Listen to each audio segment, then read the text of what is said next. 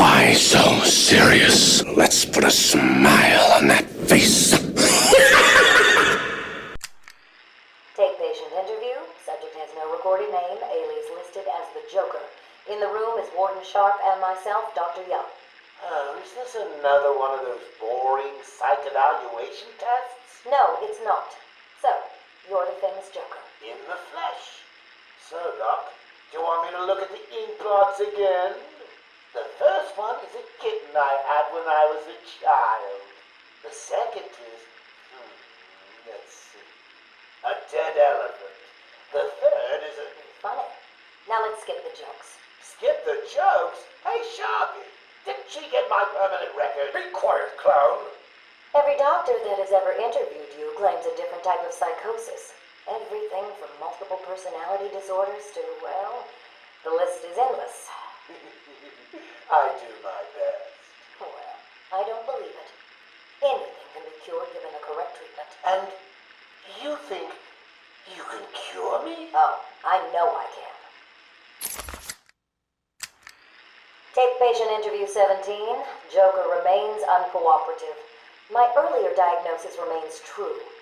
I believe he enjoys his persona too much. What's up, Doc? Today I thought we'd try something different. Oh, you make me blush, Doc. I have a girlfriend. Dr. Quinzel, I know. I've seen the tapes. I saw what happened. What can I say? I'm a charmer. Anyway, I thought it would be good to talk about your childhood. Oh, ever heard of romance, Doc? I don't give up the goods for free. You'll have to try harder. What are you hiding? Didn't you hear me? You scratch my back, Doc, and, well, I won't have you wrapped in plastic and left in a gutter. Take patient interview 20. Joker is more interesting than I originally believed. When Project Titan is operational, I believe Joker will be the perfect test subject. Good afternoon. Today I thought I'd skip back to our previous conversations about your family. Of course. I was born in a small fishing village. I always wanted to join the circus, but my father wouldn't really let me. I don't believe you. My father was a cop. 1 week from retirement when the mob... I've seen the movie. What are you scared of? Scared? Yes, scared. There's obviously something. Something that made you what you are. What if I'm too scared to remember? It hurts too much. Then I can help you. These are the private notes of Dr. Young. Titan is a success. Even my funding worries have been solved after the unexpected donations from Mr. White. Joker has also shown a remarkable interest in the possibility of a cure. Once the protein bonding process is finalized, I will... Dr. Young, you ready? Oh, yes, come in. You'll hurt my feelings, Doc, keeping me waiting like that. Sit down. You can leave us. You sure? We're fine. Aren't we, Joker? Oh, yes. Well, if you insist. I'm just outside, okay? So is he here? Did your patient X arrive? Yes, I must say progressing more rapidly than I expected. But enough of that. Let's talk about you. No. Let's talk more about your Titan project. My what? How do I know you have Bane strapped to a table in the basement while you pump him dry? Would you believe a lucky guess? I've been a fool. Joker was behind it all. He's Jack White. He gave me the money, pulled the strings to release Bane. How could I not have seen it? He's been blackmailing me.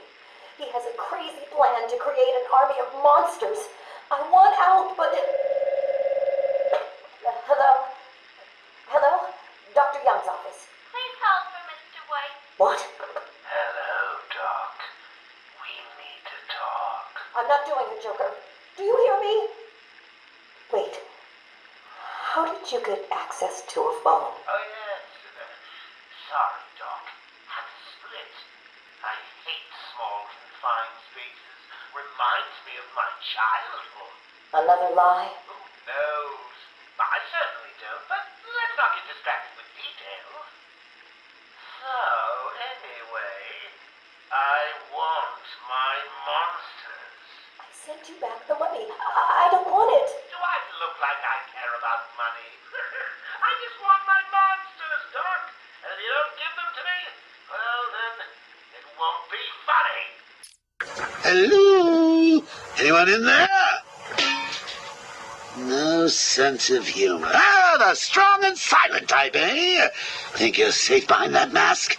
Give me 20 minutes and a can opener, and I'll have you whimpering like a schoolgirl. You might like it. That's enough, patient. Guard, leave us. Yes, sir. Good afternoon. My name is Professor Hugo Strange. And you are... Two-Face. Catwoman. Batman. We can play these games as long as you like. Great. I love games. Not in my facility, you won't. I'm offering you this opportunity to make a deal. I am fully aware of your condition. The last thing you have is time. But I can make your final days more comfortable. And in return, I'd be giving you... I wish to study you.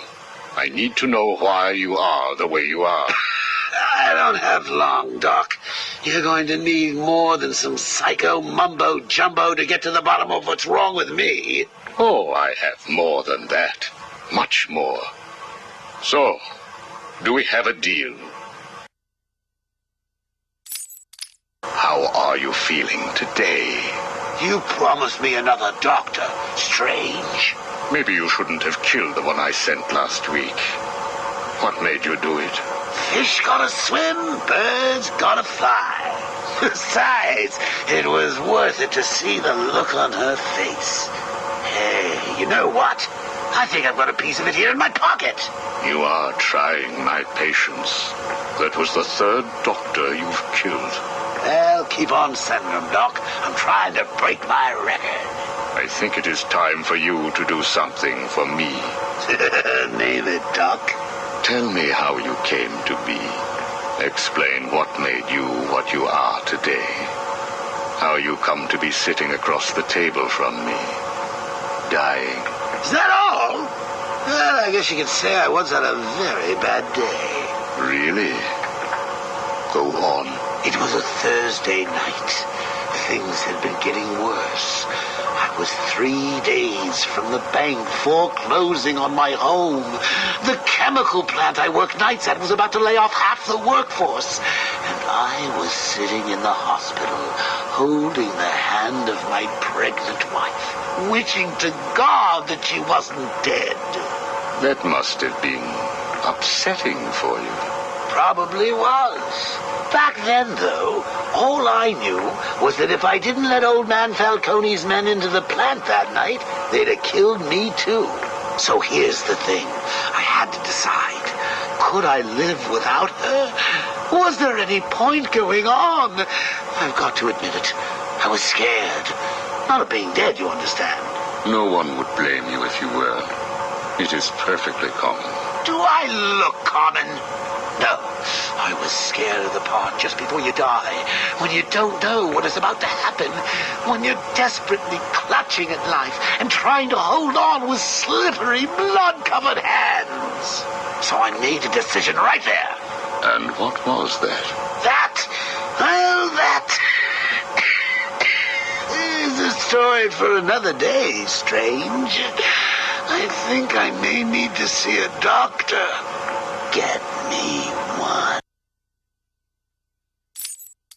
You were telling me about the night your wife died. Oh, no, Hugo. As I recall, I was waiting for you to send me another doctor. We both know I have sent you 3 more doctors. Did you? Yes. One was left dismembered outside the elevator to my office. The other 2 have not been seen since they were sent to you. How careless. Listen, Doc. Professor. Okay, Professor. I'll give you a little more. I just hope you're taking notes. It's the day after, and I'm standing in the freezing rain, just staring at the chemical plant, feeling numb. Jeannie was dead. It didn't seem real.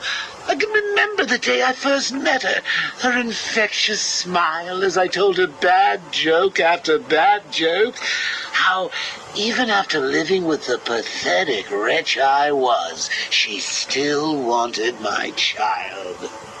And then they arrived. Reality's way of yanking me another wedgie. Falcone's men told me to cheer up. He said, things could be worse. I asked him how. He grabbed me by the collar, pulled me close. He'd been eating garlic, and each word stank as he threatened to perform oral surgery on me with a nail and a brick. A creative guy. They hand me a box. I remember thinking it was heavy. Was it a bomb? A gun? I'd never used a gun before. Were they that heavy? And what was in the box? How's that doctor coming along? I'll get you one. And when you do, I'll tell you the rest. You are looking a little better, yes. Well, I have my good days and bad days, but I do try and start each one with a smile. Are you ready to continue your story? Yeah, why not? So where was I? The box. Ah, yes, the box. So there I was, tearing open this box, expecting the worst. And all it had in it was a crazy red dome and a cloak. I thought they were having a joke with me, but oh no. They made me put it on. They said it was a disguise. It would keep me safe. It smelled like garlic. And that was it, really. I was dressed up like a spaceman, barely able to see, trying to break into the one place in this town that had given me a job. Have you ever tried to walk with an enormous fishbowl on your head? Don't answer that. It's hard.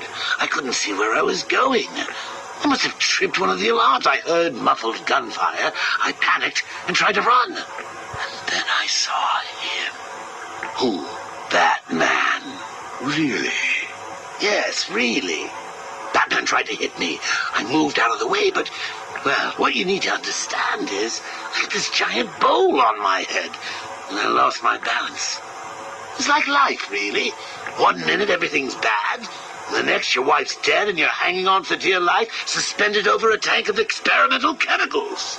I'm sure he'd say he tried to save me, but we all know he didn't. I fell. For a second, just as I hit the surface, I thought I may just get away with this. I assume that wasn't the case. Do I look like I got away with it?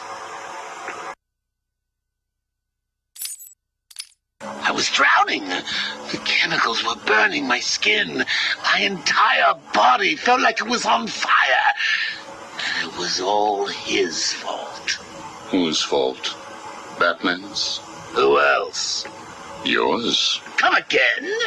Let me tell you what I believe. I believe that you have fabricated a series of events that you use to conceal the truth about your condition. I have read 12 different accounts of your past. All different, except for one detail. Batman. What can I say? I like to keep things interesting. A wise man once told me that if you have to have an origin story, you're better off making it multiple choice. And never facing up to the truth of what happened. What you did. How you got here. Oh, I know exactly how I got here. A big truck brought me here from Arkham.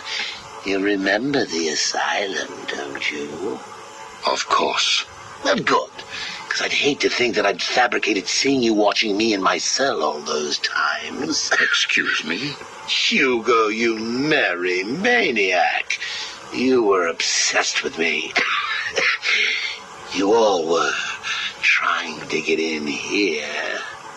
Next thing you'll tell me it wasn't you who sent old Sharpie over the edge. Nice work, by the way. Thank you. So here's the thing. If you want to make sure that no one else finds out about your past, You should stop poking your nose into mine. Oh, and send me another doc, Doc. I think I need a second opinion.